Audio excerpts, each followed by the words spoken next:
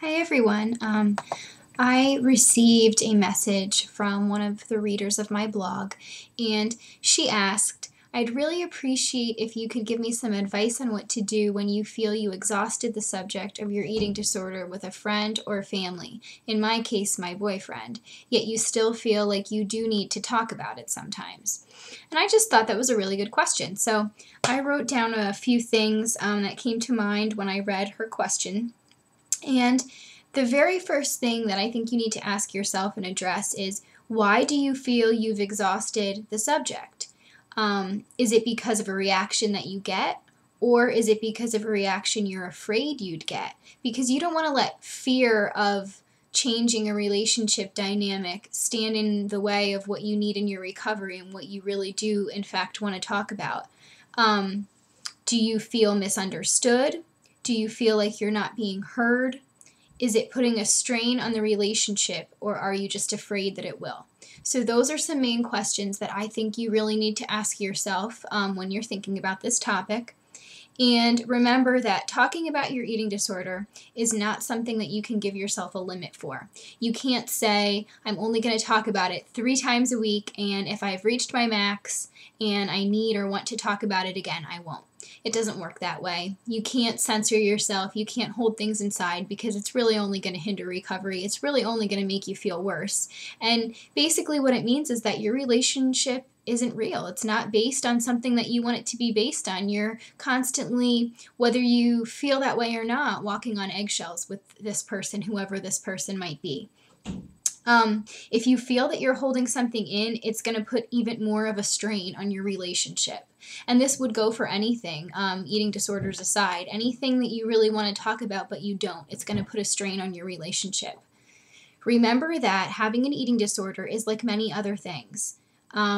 If someone comes home every day and says, I had a bad day, because they dislike their job, they're saying the same things regularly, and you wouldn't tell them to be quiet. They just don't have an eating disorder. They might come home and talk about the same things about their job and the things that bother them and the things that they're struggling with. And you just want to remember that eating disorders aren't off on some other planet. They're not off in some category all by themselves every single moment of the time.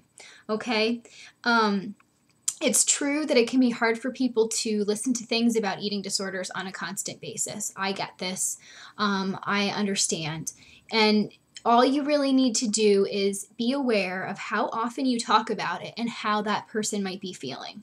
You just really want to be aware of your surroundings, aware of the people you're talking to, instead of just aware of your own feelings and thoughts. Also be aware if you're repeating yourself a lot. Where do you hope to get to with bringing up the eating disorder? If you're just constantly saying the same things over and over, and you're not really saying these things for a reason, that's something that you want to be aware of. If you're saying things to make yourself feel better, that's reason enough in itself. But if you notice that you're basically repeating yourself on a regular basis, that's going to be hard for anyone to hear. So you just kind of want to put yourself in the other person's shoes and make sure you know what you are putting forth that they're listening to. And then, you know as well as anyone else does that listening to someone complain on a regular basis is not fun. So ask yourself if your eating disorder talks are productive or therapeutic or helpful. If they are just complaints, they aren't helping you or the person listening to you. And that can be kind of a hard call to make, because obviously talking about eating disorder things isn't really going to be pleasant, but there's definitely a difference between complaining and talking about something and trying to get support or trying to get some kind of comfort. And it's hard to be honest with yourself about this question, I think. I think a lot of the time, everyone, whether they have an eating disorder or not, they complain about things, and they complain about things to other people, and they might not realize until they take a step back that they are complaining an awful lot. So it's just something to be aware of within yourself. And then also remember that your partner or your friend is not your therapist. So some things are better discussed in therapy. And this is obviously going to be unfortunate if you're not in therapy, but that's just the way it is. I mean, maybe it's sort of a wake-up call that you really need someone else, someone removed from your life situation to talk to, where you can have an hour and you can sit there and you can talk about whatever you need to talk about.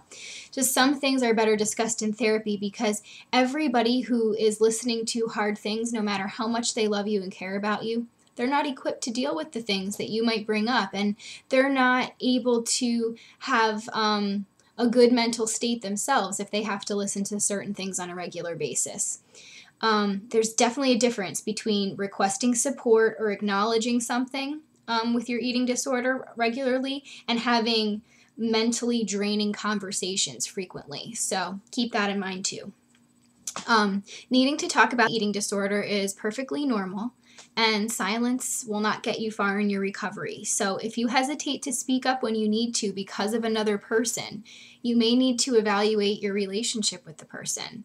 It's probably not the answer that you want to hear, but it's definitely a truth. If they're not willing to listen or will not try to understand why you need to keep talking about the eating disorder from time to time, the problem may be the relationship. Anyone recovering from an illness or addiction needs support. And if you're not getting support in the right quantities or in the right ways, you need to be honest with yourself. For some people, keeping a journal is enough to make them feel better, but for others, talking about struggles and thoughts is necessary. So if you're constantly wishing that you could talk about something but you don't, your relationship is not healthy, and unfortunately, neither is your recovery.